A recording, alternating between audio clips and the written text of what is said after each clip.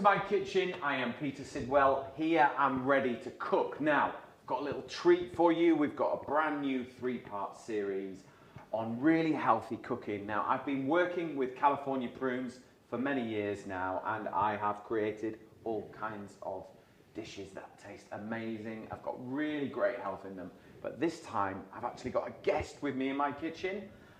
Joe, who is a nutritionalist and dietitian, yeah? Yep. So what I'm going to create a dish, we're going to get Joe's perspective on it from a dietitian's point of view. So I'm really eager to understand kind of the dish and what it is nutritionally rather than just taste, because I always go for taste. So I'm going to get started. Now we're going to do a noodle dish. We're going to make a sort of Korean-inspired noodle dish. So it's got big flavors in it. It's got kimchi in there, which I believe is a really big health food. Yeah, so fermented food is really good for gut health, really important. Yeah, I hear it all the time, fermented food. We're also using a fermented Korean chili paste, which sounds like you're never going to be able to get it, but I promise you it's really easy to order online. You can get it on Amazon, you can get it on in the supermarkets now, and it is delicious. Have you had it before? I have had it before, yeah, and in fact I can get all of these things in my local supermarket. Yeah, so it's got a really good distinctive flavour, the chili paste. It's kind of, I always say it's got legs. You know when you taste the wine and you can kind of taste it afterwards? It's like that because it's fermented, and you can use as much or as little as you like. So if you're not a big chili fan, you just need a little bit in there. But first of all, we're going to get the noodles cooked. Now, I don't actually cook my noodles. I just soak them in boiling water. So I've just clicked the kettle on. I've just got them here. I think if you boil them, they end up really starchy and a bit sort of like, whereas if you just pour boiling water over them and leave them, you get a sort of a little bit of a bite. I think it's probably a little bit like the Italians and the al dente on pasta. And for me, it's just enough cooking, particularly if you're going to eat this, like this recipe that I'm creating, you can eat hot or cold, it doesn't matter. So you can make extra and have it in your lunchbox for work the next day. I'm just going to leave that to one side and let them soak while we cook everything else. So, out of all my ingredients, is this looking good from a nutritional point of view? This is looking really good, yeah. We've got a really nice balance of carbohydrate for energy, we've got some protein in there and plenty of vegetables. So yeah, I'm very excited. Eat the rainbow, they say, don't they? Absolutely. Right, so my barbecue sauce, the Korean barbecue sauce, you can make a variant on this if you want. You can change it up if you want to, but in terms of flavors and, you know, chili and things like that. But I don't actually cook this, we just blend it all together. So for me, it feels, as a chef, it feels probably healthier that I'm not cooking it. Would that be fair? So cooking things is completely fine, and actually, but it's great to get a balance of some raw foods, but it does change the flavour as well. So when you cook things, sometimes it changes the flavour and the texture, but also some vitamins and minerals are, you know, leach out into the water. So when you eat it raw and it's all together and you're eating the whole thing, you've got all of that fibre in there, you've got all of those micronutrients. So do you think you lose a lot of nutrients in the cooking process? You can do, depending on what you're cooking. So vitamin C is one of those nutrients that leaches out into the water. But actually, it doesn't mean that you shouldn't cook things in water. It's completely fine. We can still get plenty of the nutrients we need, but it does change it, definitely, yeah. It's like we always use, if we've cooked broccoli or something like that on a Sunday lunch, we always use water to make the gravy. Yeah. And in my little simple head, I think, oh, well, I've probably got the nutrients. Yeah. I'm hanging on to them there for It's the true, kids. yeah, you got the flavour, but you've also got the nutrients. Yep, yeah, definitely. It's not just my simple brain working there, there is actually some fat there. It's not like you have to drink the water from the sauce and everything. If you can use it in the cooking, yeah, absolutely, yeah. Okay, so straight in with ginger, and now I know ginger's really good for you. So with many Asian dishes as well, ginger and garlic is like the perfect combination. It's like the backbone. I'm going 3 cloves of garlic and my ginger. Now, California Prunes, who we are working with at the moment, I create lots of amazing recipes all year long with California Prunes. So I'm incredibly familiar with the product. I've been out there, I've seen them growing, I've eaten them from the tree, and they are the most delicious plum. And then once they're dried, they're the most incredible dried fruit. I mean, Emily, we nibble these in the office all the time, don't we? It's like if we go to a biscuit or go we always put the California prunes next to the biscuit, so you can kind of go, I'll have a prune. I'll be good. It's a perk of But the we job. do nibble them, and I keep them in the car as well. But for me, I mean, they've got a real sort of bite to them as well. I mean, I eat them all day long. They're really good for you. Yeah, they are. They're really good. They add quite a lot to, so we've got fibre in there, loads and loads of fibre, but also loads of micronutrients as well. So vitamins and minerals that are used as catalysts and cofactors and all sorts of things. So yeah, there's lots going on with prunes. So obviously, prunes are high in fibre. Am I right in saying then that fibre is kind of the key to sort of absorbing all these nutrients and minerals? If you don't get the fibre in, you're not going to get all those goodness when you eat it. Is that right? So you get an extra bit of goodness when you have the fibre. So vitamins and minerals, you know, even if you take them from a supplement, they do some things. But when you've got it all together, you get added benefits. Yeah. So the fibre is really good for gut health. It feeds the bacteria that live in our gut. Yeah. So, and when you're eating food sort of like in its natural state, as close as possible, actually you get a lot of those nutrients preserved. So having this sort of combination of using California prunes to make my sauce is kind of gearing me up to get as much goodness as I can out of this dish. The other thing as well is, in a traditional sort of barbecue sauce, you might have loads of sugar added. Yeah. So when you do that, that product ceases to be as healthy. Yep. So getting the sweetness from something like this, you're seeing all of the benefits of the vitamins and the minerals and the fibre as well, without any of the negatives of that sugary flavour. I mean, that was why I sort of went with the California prunes for this barbecue sauce dish, because it means I don't have to add any sugar and I don't need to reduce it because I'm getting the texture and the sweetness. So it's nice and thick as and well. the fruitiness from it all without sort of having to boil it down or add sort of ketchups and things like that to it. So in with the Korean chili paste there, I'll just wash my hands a little bit. And then we're now going to balance the flavours out. So for me, light soy sauce. Now I'm making quite a decent amount of sauce here, so I'm using 100 mils of light soy. We won't use all this sauce, but we'll keep it in the fridge. Quite happily keep in the fridge for a couple of weeks, and you'll be able to use it for all kinds of things. You could brush it on some grilled fish, you could use it on chicken, you could brush it on all sorts of stuff. You can go into a sandwich if you really want to. So rice wine vinegar is going to give us a balance. So we're trying to get that sort of salty, sour, sweet, hot, and get all those sort of flavours balanced. And I think Asian food is often about balance. So I'm just going to add some water. And I've got my new toy here, Joe. You're going to like this. Yes, I do like it. Wireless. Yeah. Oh. So I'm not tied to a wire. I'm free, which I think is always good. I think when you're in a kitchen, you keep moving about and things like that. But I absolutely love this. So we're just going to blend this down and we'll have a little taste and make sure it's right. It's really important when you're making these sort of things, taste it before you serve it or cook with it. Because there's nothing you can do. Whereas you taste it now, you can adjust it, you can season it, do what you need to do. Can you see that, Emily? Are we on the overhead? You can see the texture as it's changing.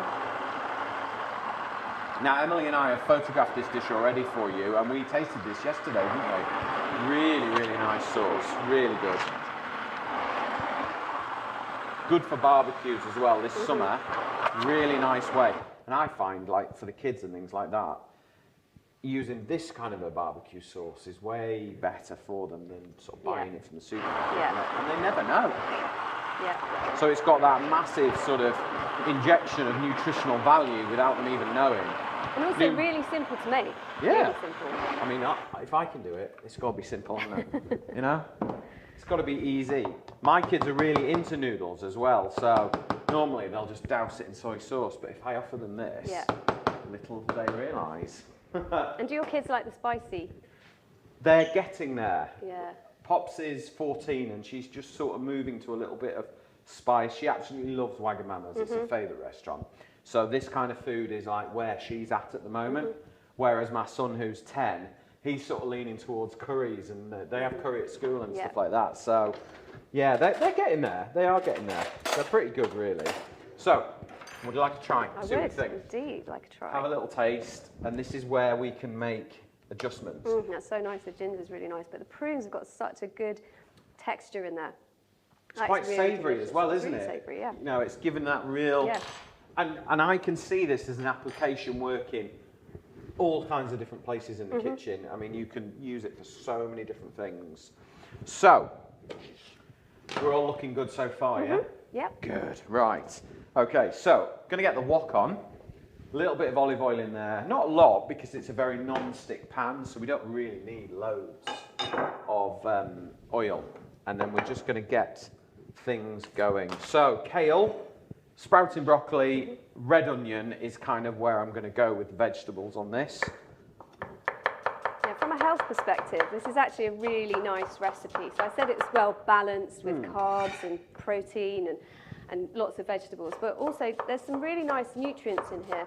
So the prunes are adding lots of things, like I said, fibre, but it's actually a really good recipe for bone health. We've got lots of elements that help, and it's interesting with bones because people sort of think of them as being really inert. They're just there, not doing anything, but actually it's the complete opposite of that. There's a lot going on with bones, so they're constantly breaking down, building up, remodeling. There's kind of need them as well, don't you? You're a bit stuck without them. Yeah, and you know, even making white blood cells. So there's lots of stuff going on in bones. And in order to support all of that stuff, we need these nutrients. So things like vitamin K, which prunes are really high in, they're really important for those bone building cells. So without the vitamin K, actually we can't build bone back after it's been broken down. Right, okay. So there's lots of really important elements that you don't necessarily think about, but actually bones are really important for everybody all the way through life. So is it quite important to start looking after bone health early? The earlier the better, because by the time you get to 20, actually it's much more difficult to lay down bone. And then by the time you get to 30, actually you're really losing more bone. Slippery slope, isn't it, after 30? Yeah, and often it's when people get to sort of, you know, older adult life that they start to suddenly think about it. But really it's getting, you know, kids getting their peak bone mass up, all of that's really important. See, my grandma suffers from osteoporosis, so I'd always associated it with old people, but yeah, well, that's the thing. Osteoporosis happens when you're old, but if you've started off with a really good peak bone mass and hard bones, so there's other nutrients like manganese, and prunes are a source of manganese, and they are used to help make bones hard in that mineralization process. Right. So without enough of these things, you can leave yourself at risk of things like osteoporosis. So it's really important to start thinking about them as early as you can, definitely. Okay, so in my pan, I'm just getting the red onions and the tender stem broccoli. So bang in season at the moment, and so it's really nice just to get it in. Get it in early, but not too early. It doesn't need masses of cooking, because I would imagine the more we cook this, like we said earlier, the less nutrients. The kale that I've got, which I know it has a reputation of being really, really good for you. Is it iron? Am I right in saying it's rich in iron and vitamin C? Yeah, and also loads of other things as well. So B vitamins, but it's also high in fibre. You've got lots going on in kale. Good. So yeah, it's really good. So we're only going to put the kale in towards the end, because I want it from a culinary point of view. I want a little bit of bite. You don't want it soggy, but then also from a nutritional value, we don't really want to lose anything, or as little as possible. So my spring onions, I'm chopping. I use the white and the green. I use all of it. We're just going to add that in at the end. We've got our kale ready to go in. Now, tofu. Tell me all about tofu. So tofu is really good. It's a great source of protein. Yeah. So, and in this recipe, you haven't got any meat or any other kind of animal protein. So that's going to be really nice to help make that recipe balanced. So protein's also really important for bone health, but it's important for muscles and everything really. But it's really easy to add as well. It doesn't take a lot of cooking, and it absorbs all of the flavours that you've got. So it's a really nice kind of background thing that you can just add in really easily. I find it quite delicate, and it doesn't take... I can't chuck it in a pan and roll it around and things like that, otherwise it's going to disintegrate. So what I've decided to do is grill it and try and get a little bit of texture. So all I'm doing is a tiny little bit of olive oil on the top, and I'm going to pop some pepper. I find tofu has no flavour, but obviously from what you were saying there, Joe, it's got a real part to play into the nutritional value to a dish. So particularly I would assume plant-based cooking, it's really good to be able to get that in. So I'm going to whack this under the grill for a few minutes, and if it doesn't brown off too quick, I am going to get the blowtorch out that Emily says I'm not allowed, but we'll see how we go. You know you like a blowtorch, Emily. I know. Just makes it exciting. It's fire. Boys like fire. Okay, so kimchi. Another fermented food. Everyone's kind of like, what is it, what is it, what is it? I mean, I've used it quite a few times, not been to Korea, so I don't actually know masses about it, but I have used it quite a lot. But fermented cabbage, really, isn't it, with chili? Yeah, and traditionally in Korea, they would make it in big jars and then bury them in the garden. Oh, really? Yeah. I don't know if that's how this company does it. but yeah. And then whenever you needed a little bit of vegetables in the middle of winter or whatever, you can dig it up and what's the point of burying it in the garden? I don't know, maybe it's easier to store it underground. I don't know. Maybe it's about temperature. I'm not that well. Pip the dog would get a bit of a shock if I did that. Yeah. So I'm going to add in the kimchi. Now you want to try this, don't you, Emily? Because this has perked your interest, hasn't it? You like a bit of kimchi, don't you? Yeah. You hear loads about it. Yeah, in Korea they have it pretty much every meal. With everything, isn't it? It's a bit like me and Marmite. I have with everything. Okay, so kale, I'm just going to sit on the top of the vegetables. It's not got a direct heat to it. Okay? And then our noodles are just cooked. So the only way to test, have a noodle. Thank you. Yeah, they've got a little bit of a bite. Yeah, exactly. Yeah, they're not overcooked. Yeah. Okay? And I think so many people overcook them. So, we'll lift the noodles in. I always find as well when I'm doing sort of stir fries, like you see on the telly, and they're just so much fire and it's all going and going and going. But what I'm actually doing is managing what's happening. So I've put the kale on top of the vegetables so there's an indirect heat. I'm just sitting the noodles to one side. I'm not stirring this all up yet. Because I think with cooking, it's about being in control of everything that's going on. I'm a control freak, aren't I, Emily? And it's making sure that nothing happens until I'm ready for it to happen. And I think that's for me, that's good cooking, is being in complete control of what's going on. Yeah, I always find when I'm making stir fries, like at the end of it, because everything happens like right at the last minute, the whole work surface is just covered in like vegetable ends and everything. It's a complete mess, but I'm serving it to the table. But you just seem to have like been much more in control than me. Well, to be honest, I think when you're a chef in a traditional kitchen, you're used to tidying, doing a dish, doing it all, clearing down, then you do the next dish when the orders come on. So when it comes to sort of doing it in front of camera and things like that and chatting, you're so used to just sort of keeping tidy. I mean, I've done many events with California Prunes on stage all over the world to some extent, and you've got to be tidy and you've got to be in complete control because you're having a conversation with a guest, with a viewer, with the team, and you've also got a cook. Yeah. And sometimes it all works beautifully, and then sometimes Emily and Carlos have to edit it out. But we're not going to tell you when. No. Right, so I'm just going to lift this off, have a quick look. Oh, I think the blowtorch coming out, Emily. So we're going to add some of our barbecue sauce, okay? So we're just going to add a little bit around there. And the recipe that we've got for you. Now, if you want the recipe, scan the QR code that runs along the bottom or go to californiaprunes.net and you will find the recipe there for this dish, but you'll also find loads of other recipes and ideas on what you can do with California prunes and get them into your kitchen. So, I'm going to use a little bit of the water that the noodles were in, just to let that barbecue sauce down, just a tiny bit, and we'll start to stir it up a little bit now, and start to move everything around, okay? Because what you don't want to do is almost folding them together, really. So this has been a really quick, easy recipe, hasn't it? Yeah, I think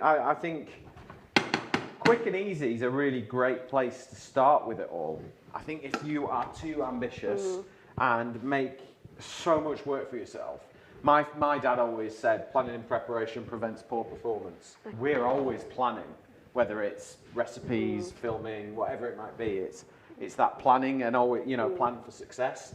I think also people often think that eating healthily is difficult, and you know, you have to do put a lot of time and effort into it. But actually, it doesn't have to be that way as well. I'm talking about like looking after your bones at every age. Like this is a really nice recipe that you can teach your kids how to make, and that kind of thing. So straightforward. And I think it's quite transferable. You know, this product here is a great product that you can do with so many different things. I mean, you could just sit and dip this. Yeah. Or just eat it with a teaspoon. Absolutely. Yeah. No judgment here. But it's great to have that. It's great to be able to do this and, you know, tailor it and tweak it to yourself and how you might want it. I mean, I know I'll be using that later on for various different dishes. I'm going to brush that on some salmon because I think that'll be really nice. And just pop it under the grill and let the sauce caramelise and crisp up. It'll be really good. Right, Tofu. Emily, are you ready? Got your fire blanket? Do I need to stand back? No, you'll be fine. What could possibly go wrong? Okay, so that's our noodles. Let's get a nice big dish. Okay, and I'm just going to grab a little bit of coriander. I always think coriander is one of those herbs. Never cook with it. Always finish with it. Because you just lose the flavour. And just chop once. That was something that I was always taught. Herbs like basil, coriander, mint, parsley, chop once. Never run your knife a second time through, because that's when it bruises. Okay, so let's get this tofu. So it's sat under the grill while we've been chatting. And it's just, because it's super non-stick, this pan, can you see? It's just, and I have a small blowtorch here, but it needs nothing really. That's it.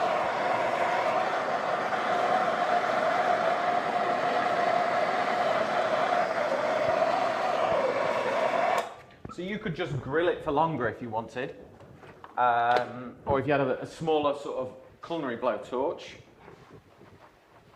Rather than an industrial one. Yeah, I mean, the thing with that one is it's like quick fire, intense heat, done. I've not cooked it any further, I've just coloured it a little bit, just to give it some texture. And you can see, you know, when it's on a non-stick tray, it doesn't stick. So that's what we want it to do. So let's get this dish done. Okay, so we've got a lovely big new bowl here that we got from a Scandinavian style shop. And we love this bowl, don't we, Emily? It's perfect for this dish. Nice big family-sized kind of pop everything in the middle and let everyone tuck in. And I'm quite, in our house, like everyone's got a little bit of a different way of eating things. So it's quite nice, I think, like I'm the only one in my house that likes coriander. So what you'll find is we'll make this dish and then there'll be a little bowl of coriander, a little bowl of spring onions, a little bowl of sesame seeds. And everyone can kind of customise it, which I quite like, because it keeps peace and harmony in the family, which is what we all strive to achieve. And there's no, you know, there's no sort of pressure to eat this, that, or the other. It's just tuck it all in. It's quite a nice way to eat, I think. So, on with our tofu.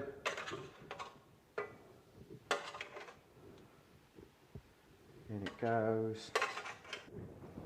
So now she wants to try that all by herself. And then spring onions raw, coriander raw. And then I like sesame seeds because I think they're just going to give a really nice little crunch. Okay? And then for me, and this again, this comes back to my family and customizing everything, I like lime on mine because I find that burst of acidity just works really, really well. But you could just pop them in and people can have them or not have them. But there you go, that is my recipe that I'd like to think is really good for bone health. Really good for bone health. Massive flavour, great nutritional value. Would you like to try? I would like to try, yeah. Right, there we go. I'll get your bowl. Don't want to sit there and not try, do we? Are we allowed to try this, Emily? Yeah, we're good? Right, let's have a go. I've even got you a little piece of lime there as well if you want to customise yours. Yeah, I'm definitely going to have a squeeze of Go lime. for it. Nice little bit of vitamin C. I think I love citrus on my food, whether it be lemons, limes, whatever it might be. For me, it just gives that little... Yeah. It's like sometimes when you take food from one level to the next, all it takes is a squeeze of a lemon or a lime or something like that. And that lovely, rich sweetness that you get from the barbecue sauce with the prunes and everything, then we get balance with the lime. It's really interesting as well because vitamins and minerals work together with each other. So like I was saying about manganese, you need that as a cofactor for mineralization of bones, and vitamin C helps iron absorption. And so the whole thing works really well together as from a nutritional point of view. So they're better together than independently? Exactly, yeah. Right, and so when you're looking at things like, so bones are really, really complex. And, you know, we're only still learning about them. There's actually some really nice research that's just been commissioned by California Prunes that showed that the California prunes, they have a really positive impact on bone health because of the way like the vitamin K and the manganese work together. And it's not just for women or for children or anything like that, it's for everybody throughout like their whole lifespan. And so when you combine all of these things together, it's greater than the sum of its parts. So it works really well from a taste perspective, but it also works really well. thought about it like that before. Yeah, I mean, yeah, it works really well from a nutritional perspective as well. So. Eating on camera is not something I've had much practice of. But you're probably really good at it. I've just got a big mouth. In, done, gone. I like that. That's good. That is really nice. Really good. Now, if you want the recipe, scan the QR code that will run along the bottom, or it takes you to californiaprunes.net. That is where all our recipes are kept. We'll put them all there for you. But thank you very much for joining us. Thank you, Joe. It has been absolutely brilliant hearing that kind of perspective, and I feel like I've learned something today. So it's been really, really good. I kind of feel a bit more nutritionally aware of my recipes. And I've learned to use the green bits of the spring onions, so thank you. Did you not know that? Oh, they're the best bits. Thank you very much. We will see you on the next episode.